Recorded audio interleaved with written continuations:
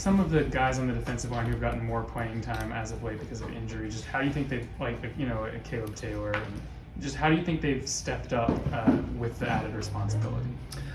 Well, I think last week they did a really good job, and not that they haven't other times, but yeah, we were down a little bit in there, and a lot of guys did that, but Caleb Taylor, you mentioned him in particular. I thought that was probably the best game that he's played since I've been here, and it's probably the most that he's played this year as well. So there's a couple of plays that come to my mind where just like what you'd want, like coming off the ball and knocking that offensive lineman back and protecting his gap and shedding the block and getting to the ball, making tackles. So, I think he's certainly over the last month or so has really improved his day-to-day practice and what he's doing. And so it's good to see when you get a chance to really do it in a game that stuff comes to fruition too. So he's done a really good job.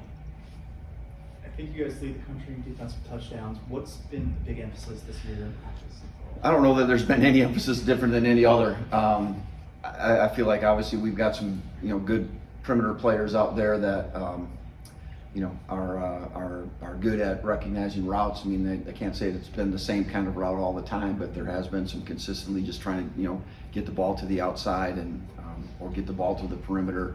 Our corners have done a really good job of covering down those routes really well and then taking advantage of mistakes.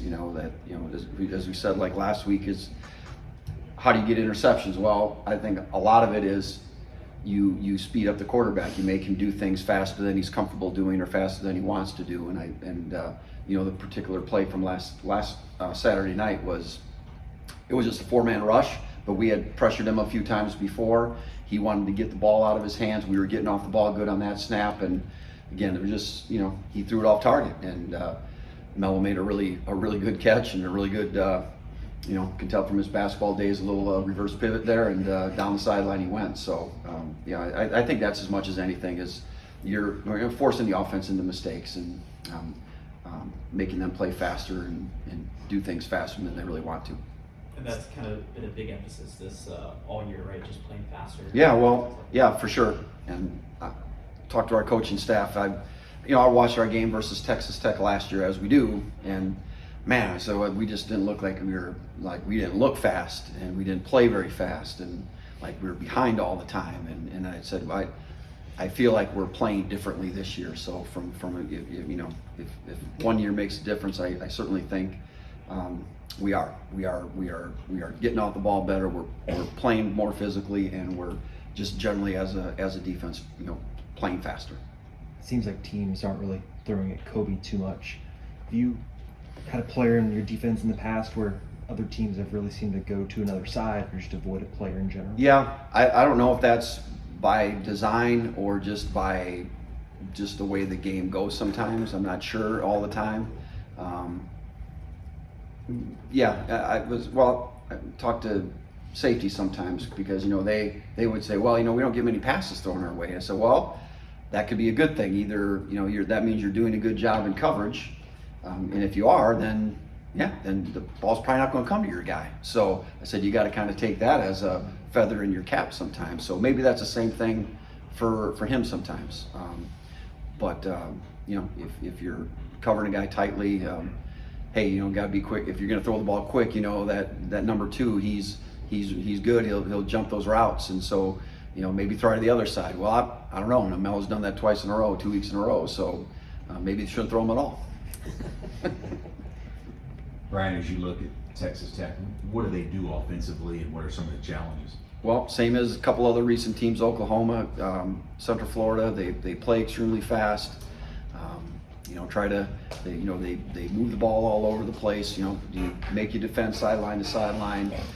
They've got a good perimeter throwing game. A lot of RPO throws, which is a challenge all the time because you got to defend the running play. They make it tough because they have a really good running back. I think he's one of the top 2 or 3 in the country in forcing missed tackles, which is always a concern for our team. And so you gotta have good numbers and things to really defend the run, but then you got to be able to rally to the perimeter pass too. So I think they do a really good job of mixing that in there. and they also have they've got some I don't know, kind of gadgety kind of formations and motions and things that they do that really kind of you gotta be on your toes, because they're gonna pull some of those things out at any point, and so you've gotta, like I said, defensively, you've really got to be able to communicate some things, and whatever your plan is, and to get that stuff done and be on the same page, because they certainly challenge you with a lot of those kind of things. How big is it for them to get Morton back at quarterback after you've watched them? Yeah, well, he obviously played last week, and I think he's a really good player. So and I think he's whatever. If he started the year as their backup, I think he's a quality starter in the conference. So he does a really good job.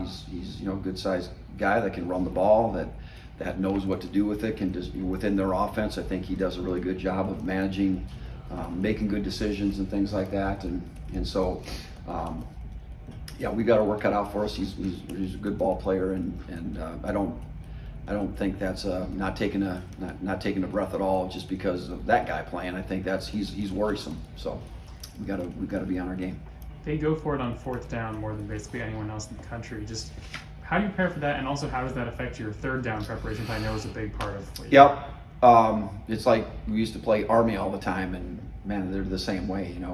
They just get it to 3rd and 2, and we're going for it on 4th, and so yeah, you gotta hopefully you're gonna play some good early down defense that it's I don't know if it's 4th and 8 if they're gonna go for it. If it's 4th and 1, they probably will. So you've got to kind of win some of those earlier downs, and I don't know that it does a whole lot. Sometimes it's also by field position. Are they backed up in their territory? It might be different on 3rd down than if they're on our side of the 50.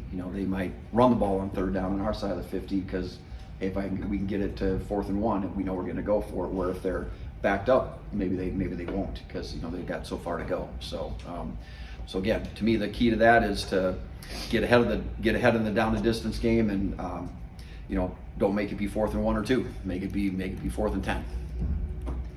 Just following up on something you said earlier, you mentioned the different formations and looks they can throw at you. Does practicing against your guys' offense help with that at all, or is it just yeah, it's like that. Probably our offense would be even more so, but yeah, I think we have to try to defend that stuff every day and spend time like talking about and working it out. Like, okay, so this look here in this particular defense and coverage, what is our adjustment? What can we do, right? So I feel like we're, as much as anybody, we should be prepared for those things, and we are, but you still have to recognize it and then have 11 guys do the same thing. If you're going to do something, okay, versus this formation, we're going to do this, all 11 guys gotta be doing this. So you gotta still be great communicators in doing that stuff. So that's the tricky part. It seemed like Craig was super involved around the line of scrimmage against Iowa State. Just what impressed you most about what he did? Yeah, I thought that was his best game of the year. Best game, best game of the year this year for him. We took a little bit off his plate. He didn't probably play quite as many reps, so we were able to kind of by situation, personnel group, kind of do some more substituting to match things a little bit more. And again, just to, if a guy can play 40 plays and be really fresh instead of 70 plays and be tired, for those extra 30 plays, those 40, you're going to get more of those 40 plays. So I think we pared it down a little bit for him, so he knew he's just going to be doing certain things, and I felt like that really helped him. And again, he's a guy he takes everything seriously. He works hard. He does extra. He's doing all he can, and I'm glad that to me it just feels good for a guy to he's going through it a little bit, right, and to really put a really good game together, and I think that just really helps his confidence.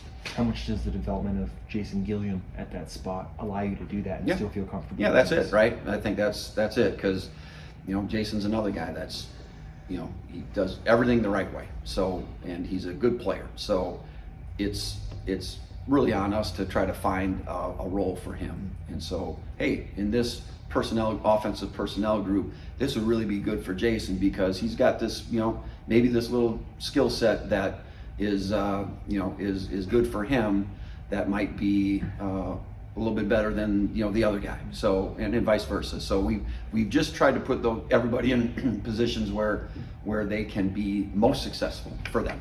Okay. Anything else, Coach Borland? Hey guys.